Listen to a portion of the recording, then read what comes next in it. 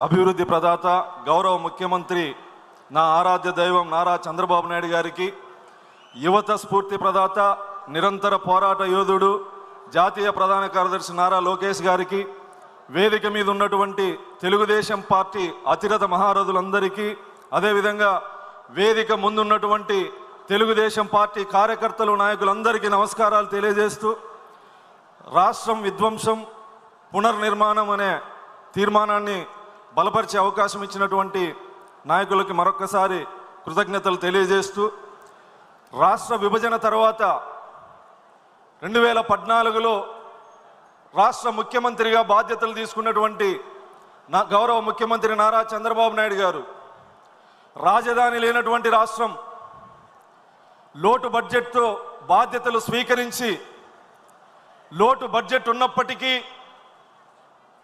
Pension కానీ జీతాలు కానీ 1వ తారీఖు ఖచ్చితంగా ఇచ్చినటువంటి నేత. అదేవిధంగా భారతదేశంలో ఏ రాష్ట్రంలోనైనా పరిశ్రమల కోసమైనా రాజధాని కోసమైనా భూసేకరణ చేస్తారు. భూసేకరణ చేస్తే ఖచ్చితంగా రైతుల ఆందోళనలు, లాఠీ చార్జీలు ఇవన్నీ ఉంటాయి. కానీ భారతదేశంలో ఒక నాయకుడిని నమ్మి వేల మంది రైతులు 1000 ఎకరాలు భూములు సమీకరించి రాజధానికి ఇచ్చారంటే అది నా నాయకుడి మీద ఉన్నటువంటి నమ్మకమని మరొక్కసారి తెలియజేస్తూ, పోలవరం ఆగిపోయినటువంటి పోలవరాన్ని ముందుకు తీసుకెళ్ళి ఎలక్షన్లో అప్పుడు చెప్పకపోయినా పట్టుసీమను నిర్మించి 1000 ఎకరాలకి సాగునీరిచ్చినటువంటి నాయకుడు నారా చంద్రబాబు నాయుడు గారు. లోటు బడ్జెట్తో రాష్ట్రంలో బాధ్యతలు తీసుకొని ఒక గాడిలో పెడితే ఒక్క ఛాన్స్ పేరు మీద వచ్చినటువంటి దుర్మార్గుడు జగన్మోహన్ రెడ్డి, అమరావతి రాజధానిని సర్వనాశనం చేసినటువంటి దుర్మార్గుడు.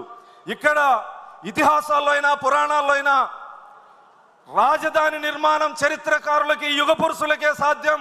చరిత్రకారుడు చంద్రబాబు నాయుడు గారు కాబట్టి, యుగ పురుషుడు చంద్రబాబు నాయుడు గారు కాబట్టి రాజధాని నిర్మాణం ఆయనకు అవకాశం వచ్చింది. రాక్షస మనస్తత్వం కలిగినటువంటి జగన్మోహన్ రెడ్డి ఆ చరిత్రని తిరగరాయాలని చెప్పేసి విధ్వంసం చేశాడు. మళ్ళీ ఆ భగవంతుడు నారా చంద్రబాబు నాయుడు గారికి అవకాశం ఇచ్చింది. ఎక్కడైతే జగన్మోహన్ రెడ్డి విధ్వంసం చేశాడో మళ్ళీ అక్కడే పునర్నిర్మాణాన్ని మొదలుపెట్టి రాజధాని పనులు వేగవంతం చేస్తూ, ఆగిపోయినటువంటి పోలవరం పరుగులు తీసే విధంగా రాయలసీమ ఉత్తరాంధ్రలో అభివృద్ధి వికేంద్రీకరణ చేస్తూ, రాయలసీమలో మారుమూల నియోజకవర్గాలకు కూడా పరిశ్రమలు తీసుకొస్తూ, హంద్రీనీవా ప్రాజెక్టుని పరుగులు పెట్టిస్తూ చివరి ఆయకట్టు వరకు నీరిచ్చే విధంగా కృషి చేస్తున్నటువంటి నారా చంద్రబాబు నాయుడు గారు. మీరు 19లో విధ్వంసాన్ని చూశారు. ఎలాంటి విధ్వంసం అంటే, న్యాయ వ్యవస్థ మీద ఒక ముఖ్యమంత్రికి నమ్మకం లేక న్యాయ వ్యవస్థని విధ్వంసం చేసే విధంగా బహిరంగ లేఖ రాసినటువంటి ముఖ్యమంత్రిని గతంలో చూశారు. శాసనసభలో ఉండి శాసన మండలి వ్యవస్థ మీద నమ్మకం లేక శాసన వ్యవస్థని రద్దు చేస్తానన్నటువంటి దుర్మార్గుడు. అదేవిధంగా జీవో నెంబర్ 1 తెచ్చి పాత్రికేయ స్వేచ్ఛను కూడా హరించినటువంటి దుర్మార్గుడు. అంటే ఏ వ్యవస్థని వదిలిపెట్టకుండా అన్ని వ్యవస్థల్ని నిర్మూలంగా శాశ్వతంగా నాశనం చేసినటువంటి దుర్మార్గుడు. మళ్ళీ చంద్రబాబు నాయుడు గారు మీ అందరి కార్యకర్తల త్యాగాల ఫలితంగా, కష్టాల ఫలితంగా మళ్ళీ తెలుగుదేశం జెండా రెపరెపలాడి ప్రభుత్వం లేకొచ్చిన తర్వాత ఎక్కడైతే విధ్వంసం జరిగిందో, ఎక్కడైతే జగన్మోహన్ రెడ్డి విధ్వంసం చేశాడో అక్కడి నుంచి మళ్ళీ పరిపాలన మొదలుపెట్టి ఈరోజు ఉత్తరాంధ్రలో పరిశ్రమలు, రాజధాని నిర్మాణం, రాయలసీమలో కియా లాంటి పరిశ్రమలు గతంలోనే తెచ్చారు. మారుమూల నియోజకవర్గం కర్ణాటక బార్డర్లో ఉన్నటువంటి మడకశిర నియోజకవర్గానికి కూడా డిఫెన్స్ ఫ్యాక్టరీలు తీసుకొస్తున్నటువంటి చరిత్ర కలిగినటువంటి నాయకుడు గౌరవ ముఖ్యమంత్రి చంద్రబాబు నాయుడు గారు.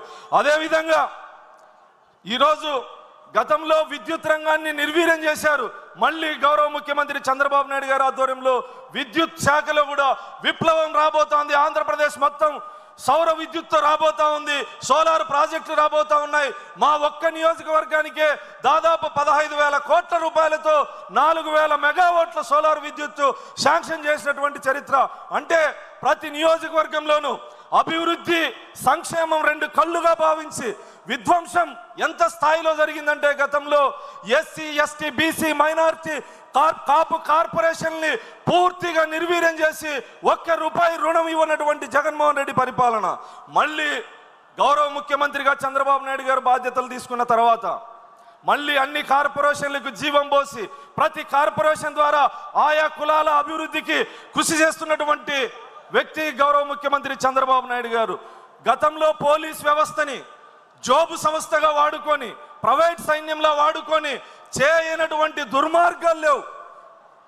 తెలుగు ప్రజలు ఆరాధించే చంద్రబాబు నాయుడు గారిని కూడా జైల్లో పెట్టినటువంటి దుర్మార్గుడు, వేదిక మీద ఉన్నటువంటి అనేక మంది నాయకుల మీద, వేదిక కింద ఉన్నటువంటి కార్యకర్తల మీద అక్రమ కేసులు పెట్టి వేధించినటువంటి దుర్మార్గుడు జగన్మోహన్ రెడ్డి అని సందర్భంగా తెలియజేస్తూ, మళ్ళీ ఈ రాష్ట్రంలో ప్రజాస్వామ్య పరిపాలన జరుగుతూ ఉంది. గౌరవ ముఖ్యమంత్రి చంద్రబాబు నాయుడు గారి ఆధ్వర్యంలో పరిశ్రమలు, సాగునీటి ప్రాజెక్టులు, తాగునీటి ప్రాజెక్టులు అన్నీ మళ్ళీ ఆంధ్రప్రదేశ్లో జీవం పోసుకోబోతా ఉన్నాయి.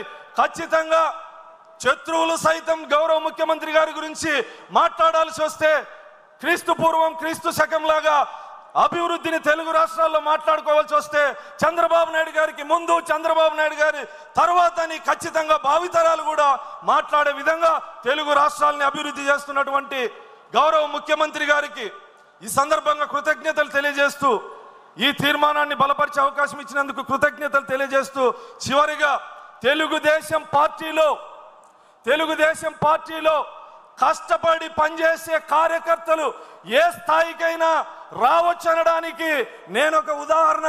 నిరుపేద దళిత కుటుంబంలో పుట్టి తెలుగుదేశం పార్టీని, గౌరవ ముఖ్యమంత్రి చంద్రబాబు నాయుడు గారిని నమ్మి పనిచేస్తే ఎటువంటి బ్యాక్గ్రౌండ్ లేనటువంటి, గాడ్ ఫాదర్ లేనటువంటి ఒక సామాన్య కార్యకర్తని ఈరోజు శాసనసభ్యుడు చేసినటువంటి సందర్భం మీ అందరికీ తెలుసు.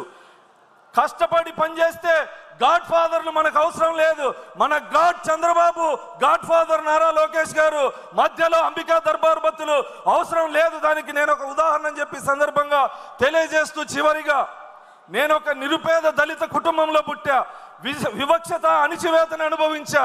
మా గ్రామంలో ఎలిమెంటరీ స్కూల్ పడిపోతే గుడిలో స్కూల్ పెడితే గుడి లోపల బీసీ ఓసీ పిల్లలు, గుడి బయట మేము వర్షంలో ఎండలో అంత వివక్షత అనుభవించిన నేను ఈరోజు గౌరవ ముఖ్యమంత్రి చంద్రబాబు నాయుడు గారి ఆధ్వర్యంలో ప్రపంచ ప్రఖ్యాతిగాంచిన తిరుమల తిరుపతి ఆలయంలో పాలక మండలి సభ్యుని చేసినందుకు నేను చిన్నప్పటి నుంచి అనుభవించిన వివక్షత ఈరోజు ఆత్మగౌరవంతో ఉన్నానని గౌరవ ముఖ్యమంత్రి గారికి సందర్భంగా తెలియజేస్తూ, నిన్న మొన్న కడప జిల్లాలో కొంతమంది ప్రెస్ మీట్లు పెట్టి మాట్లాడుతాండ్రు.